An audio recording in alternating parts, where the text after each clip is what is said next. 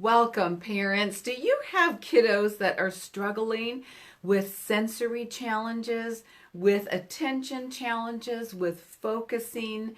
And did you know that you're not alone? Did you know that there are a lot of parents that are struggling with these challenges and families that are struggling with these challenges, and that you're not alone? So we're here today to present some information to give you some answers and some action steps that you and your family can use to help create a better life going on. Did you know that there are possibly 1 in 10 children that are struggling with ADHD, with attention challenges? Some of these stats that I'm going to give you are from the CDC and from reputable sources. I only go to places for reputable information and data so that I can give moms and dads the absolute best information. So maybe 1 in 10 children in the United States struggle with attention challenges. Even food allergies, 1 in 13 children may suffer with some type of food allergy. And then developmental disabilities, a whole bunch of things grouped into one category, is 1 in 6. That's a lot of children. You figure if you get a classroom that's got, let's say, 30 children in it, then we've got 5 or maybe 6 children that have some sort of developmental challenge that they're dealing with. Maybe they are seeking the services of an occupational therapist or a physical therapist, both of which specialize in pediatric work, right? So our kiddos are affected and in a classroom where maybe 5 or 6 other kiddos are stressed with these challenges, and many of our own kiddos are stressed with these challenges, these developmental disabilities. There's so much going on, but I want you to know that there is so much we can do. This is going to be chock full of answers and action steps that moms and dads can do to help their family, to help their children, and to help the symptoms decrease. Hey there, I'm Dr. Angela Aberg, and today we're going to go over what it is to have some sensory and attention challenges, what might be part of the beginnings of that, and then what we can do to create some reversal in the symptoms that are going on. I do have some notes prepared for today, so you'll see me peeking down at my notes every once in a while. I do want to stay on track, and I'm hoping that this webinar is going to be right around 20 minutes so that you can get enough information in the shortest period of time that we can. So just to introduce myself, I am a chiropractor who's been practicing in the suburbs of San Diego for going on 30 years, just 29 and a half years here in this location, and I absolutely love what I do. Thank goodness I was raised in a family where chiropractic was a second career for my dad. And so as I was 6 years old and greater, then I received chiropractic care regularly. And I feel like as I was growing up, my health was just a bit better than my friends that I went to school with growing up. And so as I began to look for a career, then started looking that I knew chiropractic care had something that could really help people. And my nature is just to help solve problems and to help families live a better life. So then I decided to go to chiropractic college so that I could help families live and multiply this healthy life that I experienced, and to help families achieve more of that, to help us live a healthier life, happier, a whole lot more fun, right? Because when our kiddos are struggling and going on with these challenges, that makes life just a little less fun for us parents. And let's face it, parenting is not an easy thing. It's challenging. So anything we can do to make life a little bit easier, that's what we're on track for. I encourage you to go to YouTube and look for a video on YouTube that is an awareness test. And it's these guys pass a basketball. You can search basketball team in white passes the ball. And I encourage you to go watch that video And then it shows us that if we're looking for something, we'll see that thing, but we might miss something else. So later on in this presentation, we're going to throw in one factor that maybe some of us haven't thought about when we think about what caused this in my child. Why does my child have this, and why do so many children in this day and age have these challenges? And so we're going to alert you to a couple of things that go on and give us an idea of how this gets started, and then what we can do to reverse back out of it, to get back out of it. When we are helping families, we are looking for a place where the nervous system gets stuck in stress, where that stress pattern happens. And that stress pattern happens in the spine, where we've got all these movable vertebrae in the spine. And when one segment or more doesn't move right, that's where the stressor is. Imagine that if you sprained your ankle or something, and for a while it's a little bit swollen, it doesn't move as well as the other one. To a lesser degree, that's what we're talking about in our spine. One of those little joints in our spine that doesn't quite move as well as the others do. And that little area is an area we call subluxation, but that's where that stress is stuck on. And that stress stuck on leads to a blockage in the road, right? It leads to a blockage of information. And so we're going to make a little analogy and a metaphor to that information going back up to the brain, and the brain information coming back down to the body. We're going to think of that like a freeway, like a multi-laned road. So in this little place in our spine where we get this stress stuck on, then that there's information that doesn't make it through up to the brain, and or information that doesn't make it back down from the brain to the body. So think of these little areas in the spine as stress stuck on.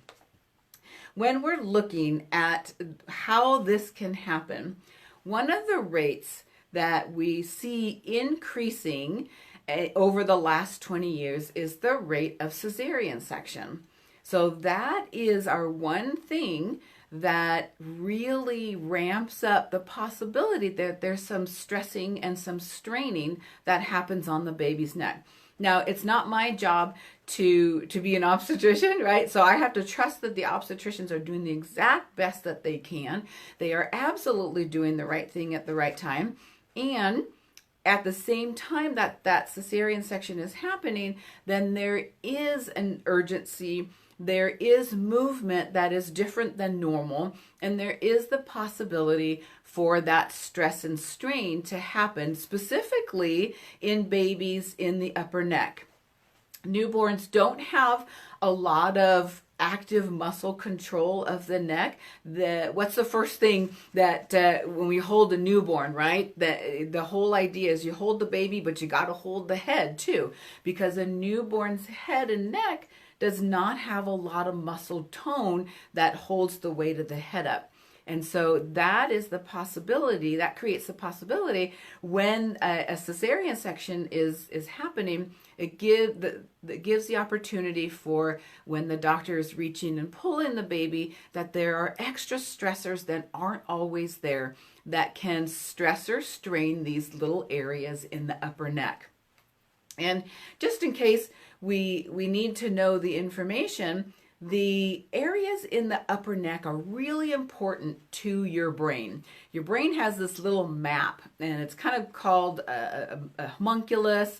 That's a sensory area, but there's also movement maps in the brain, and the brain assigns a lot of real estate to the movement patterns of the upper neck. So let's say our little pinky finger. Let's say our little pinky finger is stiff, and let's say our upper neck is stiff.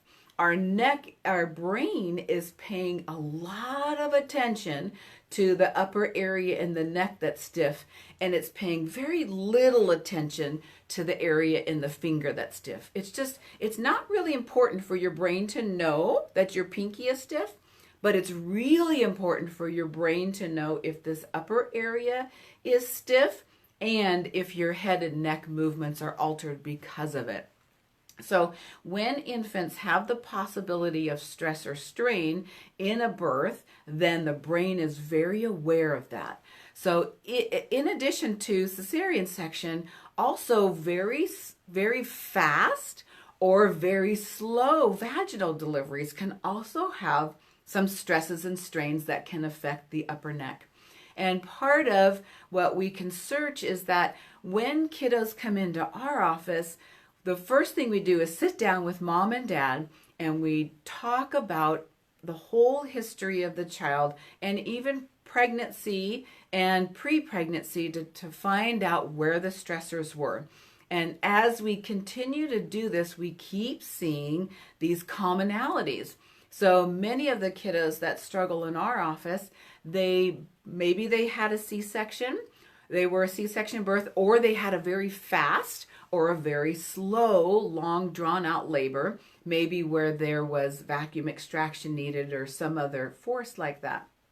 And it's these forces that can strain this area in the upper part of the neck. And then when that area doesn't move right, the brain is acutely aware of that. So how does that happen?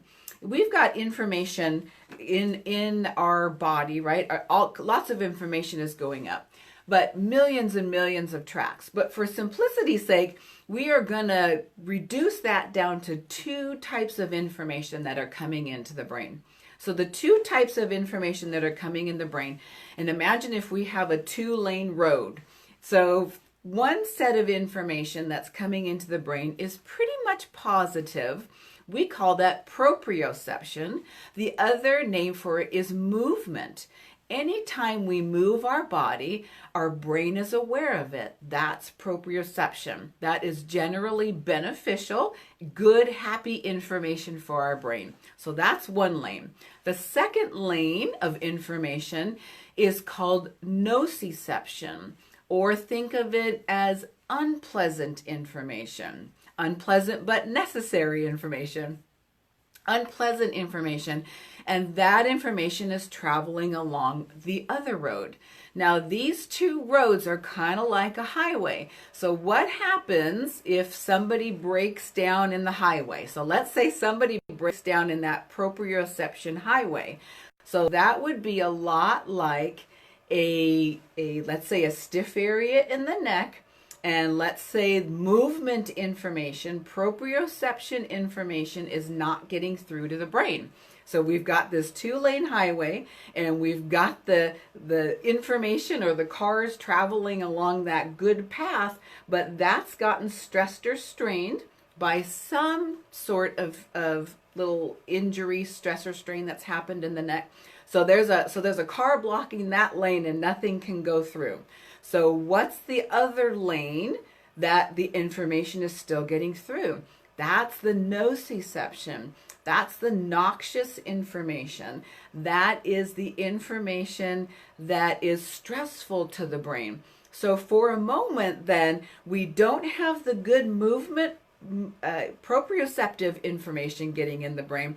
We have more of the nociception, more of the noxious stimuli, the not so feel good stuff getting into the brain. This is called noise to the brain. It's called information that sets the brain into fight or flight.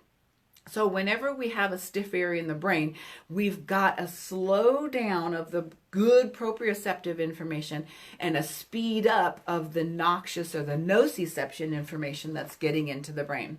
And what does that do?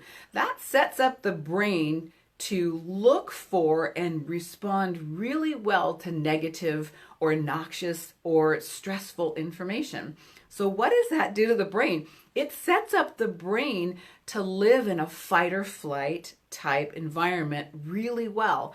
In fact, that noxious information, that information going up that stressful pathway to the brain, starts to get the brain used to operating in a really stressful environment, in a fight or flight environment more than a neutral environment or a resting environment. So that starts to set our brain up for these stressful things that come in.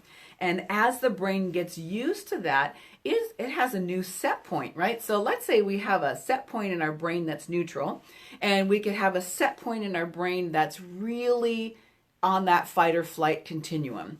And when little kiddos are born and first thing that area in the brain gets a little bit stressed, then the brain has been lacking helpful movement, good, happy, proprioceptive information for a long period of time. And a little one's brain can get used to really quickly operating in a fight or flight environment. Now, fight or flight is a good thing. It has a lot of good things that get us out of a stressful situation, but then we are supposed to return to normal, natural, neutral. But if we don't return to normal, natural, neutral, then we've got areas that start to get stressed. So in a fight or flight response, digestion is not a priority. So with digestion not being a priority in fight or flight, our kiddos that struggle with a fight or flight type brain operating environment, their whole digestive system starts to turn away and to turn down and operate slower. So we can get constipation, we can get stomach troubles. We can get even a lack of the ability and the forming of taste in an infant's mouth, and then in the lack of taste, we get a lot of sensory. We get a lot of feel. So if you've ever wondered why little ones tend to like foods of the same texture, like a picky eater likes a certain type of texture and they won't vary to the other one, that little kiddo is more probably in a fight or flight scenario. And so once they experience a number of foods with a certain texture, they get used to that and they are resistant to trying others. So that picky eater then is really focused on the texture because taste and digestion have gone towards the back burner, let's say, and not as important, so very slow. If digestion is very slow, then gas is easily formed. So kiddos know when they eat a certain food, if it doesn't make them feel good, then they won't want to eat it. And then that creates more of a picky eater scenario because they understand that their body is not digesting it well. So then they feel this disturbance. When it's not really the food, it is more how the body is digesting the food. If the body could bring digestion more to the forefront, more to the important status again, then digestion would be more efficient. So one way that we can do that is by helping that fight or flight response to reduce. Then we can help digestion to come to the forefront again of importance and to happen more quickly. And then soon a child will experiment with more foods because they notice it's not upsetting their digestion. Their bowel movements get better. They will engage in a variety of different foods. They'll volunteer to try different things because when taste buds come online again, then texture isn't the only information that they get. Then they get smell, they get taste, they get better saliva production. And then that picky eater status can go away. The other thing that our kiddos may have is poor motor skills. Remember that proprioceptive information that wasn't getting up there? Well, if we're jumping on a trampoline, if we're running, it's a constant input of information, input of movement, so that our brain can organize and control our motor, our movement output. So poor motor coordination is something that it's a feedback loop from movement to coordination in the brain, then to output to the muscles so that the muscles can work all together in different parts of the body and coordinate movement really easily. So that our kiddos with poor motor control, or let's say they're not picked for different sports games, right? Because they don't have a lot of coordination. Or we might notice them playing on the jungle gyms in the parks. And we notice that other kiddos of their same age have a lot more coordination than ours do. So if our little ones are struggling with that, again, there may be an area in the upper part of the neck or in other parts of the spine that are blocking information that help the brain control and coordinate motor activity. Makes me think of one little 4-year-old girl that we saw a number of years ago, cute as a button. And when she was already in physical therapy, when she started with us, and it was about 6 weeks after she started with us that she went to her regular pediatric physical therapy appointment. And the pediatric physical therapist said, "Hey, wait a minute, let me take a look. Like, I'm not sure what her weak side was." So this little gal had one side that was functioning really well and one side that was a weak side. And it was kind of evident when she went to go upstairs, right foot, left foot, that it was really easy to tell at first. But after 6 weeks of care in the office, then the physical therapist said, I can't tell. I don't remember what her weak side was. Let me go look it up. And to the mom, that was huge because that meant her body was doing a better job controlling motor coordination on both sides. And then the physical therapist had to look up what was the weak side because she was getting so good. Her movement was so symmetrical that it was really hard to tell what was the bad side. Trouble focusing. So little ones that are having trouble focusing in school, we start to see that in the TK and the kindergarten, and then in the first grade, we start to maybe have conversations. The teacher is having a conversation with us about whether or not our child is listening and paying attention and able to focus in class. Well, let's take a look. So we have our 2 tracks of information. This proprioceptive, right, that movement information that's really nice to the brain, and then the noxious or the nociceptive information. If we've got that good pathway blocked by a little car wreck on that lane, then that noxious information is the one that's going in. So think of that noxious information as music you don't like. So really, let's say really loud, guitar-y, stringy. One of my patients says Metallica music, right? Whatever. If you like Metallica, pick something else, right? But it's like music that's really loud and it's not your favorite music.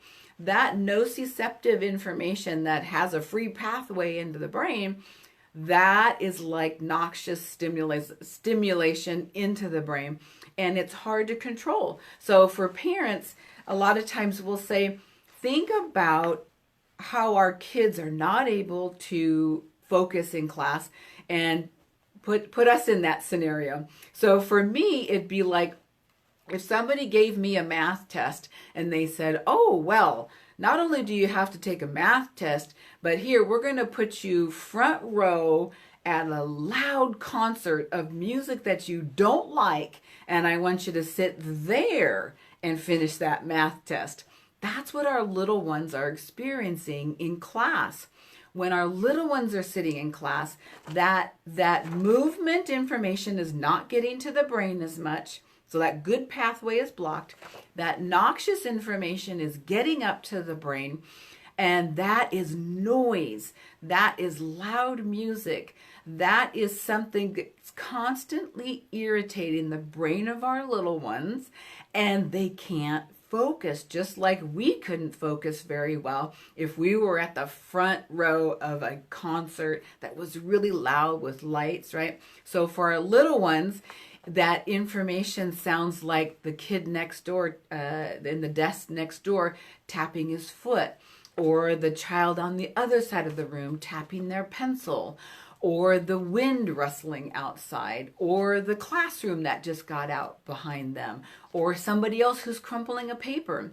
Our little ones that have that proprioceptive information partly blocked and the noxious information still making it to the brain, setting it up in a fight or flight kind of pattern, then they notice every little sound, every little crinkle, everything brings them to alert, and they focus on that instead of the information that they're supposed to be. So the whole part that helps reverse these with chiropractic care is that as we do some gentle work on the upper neck and we help to restore that movement pattern, then as that movement information gets up to the brain, now we have two pathways going really good. And in the place of the brain, that movement information, the brain just loves. So when it's getting that movement information into the brain is a lot happier. It moves that set point for fight or flight back to neutral.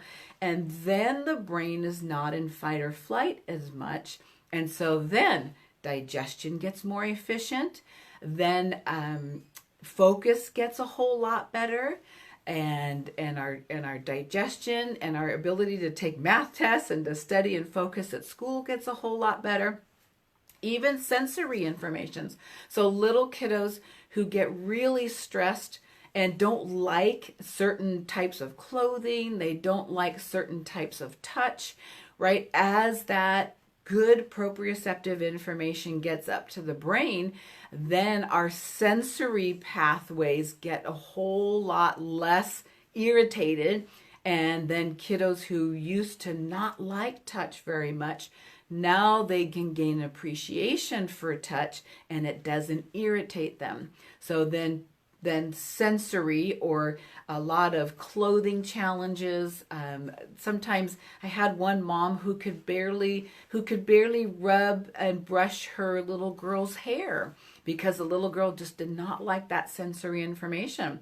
And then after a period of time, then mom could stroke her hair, mom could give her a little hair rub, mom could brush her hair a whole lot easier because now that sensory information was not fight or flight information.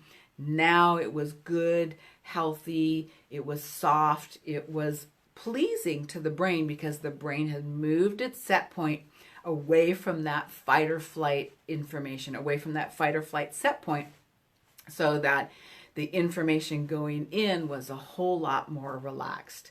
So as we're taking care of our kiddos, we're looking for areas that are stressful and then helping to back them back out of that. So how do we do that? How do we know, at least in our office, how do we know if our kiddos are in fight or flight? So our office has some really neat technology that is so simple and so easy for us to measure on kiddos. They do really well. And we can measure something called heart rate variability. So for little ones, we can put a little ear clip that'll measure the beats of the heart. And in fact, it measures the varying beats of the heart. And that gives us a stress set point. That gives us a fight or flight set point on every age from brand newborn to toddler age all the way up to adults. That measurement called heart rate variability is really good at giving us a predictor of how far into fight or flight our children's or our own nervous system has gotten into. And then we can measure over a period of months, we can measure as that set point comes out of fight or flight back to neutral. We see that measurement in the heart rate variability that we can take over a period of time. And care in our office involves in the beginning, we sit down with parents, we talk about the birth in the younger years, and then we do these simple tests that give us an idea of where each person's child is struggling individually, because our care plans are really individual for each individual child and adult. And it helps us to know where that set point is. So then as care goes along, we can mark and manage and see that change actually happening to the nervous system. And then at the same time, then parents are noticing picky eating that goes away and the child gets more adventurous with the food that they're willing to try. The sensory, the touch that maybe a child doesn't like turns into the child can have their hair brushed, or their child can wear a sweater, or different things that they couldn't before.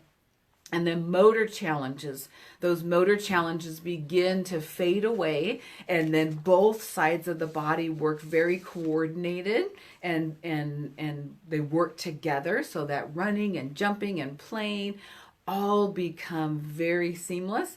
And then focus, if we get out of that fight or flight side of our nervous system, and we stop that Metallica, we stop that noise, or whatever music we don't like, if we stop that noise, then we can focus a whole lot easier, and our kiddos can focus a whole lot easier too.